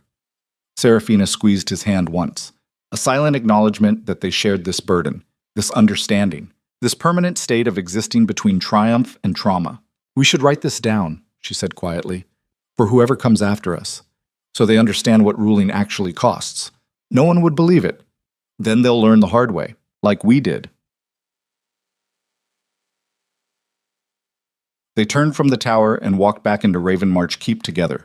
Two rulers who'd built an empire on violence and held it together through sheer stubborn refusal to break. Behind them, winter storms raged against cliffs that had witnessed centuries of rulers rise and fall. The kingdom would remember King Lucian I as the Iron Wolf who seized power through blood and governed with ruthless efficiency. They would remember Queen Serafina as the woman who stood beside him and tempered his worst instincts with strategic brilliance. But the truth was simpler and more human than legend would acknowledge. They were just two people who'd survived impossible odds and learned that survival meant accepting you'd never be the person you thought you'd become. That power was poison disguised as victory. That love in a brutal world looked like standing beside someone through violence and exhaustion and choosing them again every morning despite the cost. It wasn't beautiful, it wasn't noble, but it was real. And in the frozen north, where weakness meant death and mercy was suicide, reality was the only currency that mattered. Years later, when travelers crossed Blackthorn territories, they still spoke of Ravenmarch Keep with reverence and fear.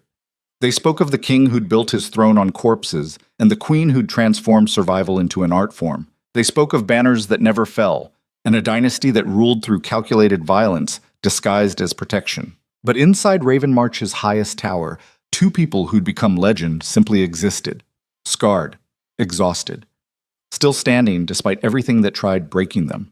And every evening, as winter storms crashed endlessly against black cliffs, they stood together watching darkness consume the horizon and finding strange comfort in shared understanding that they'd chosen this, chosen each other, chosen survival when death would have been easier.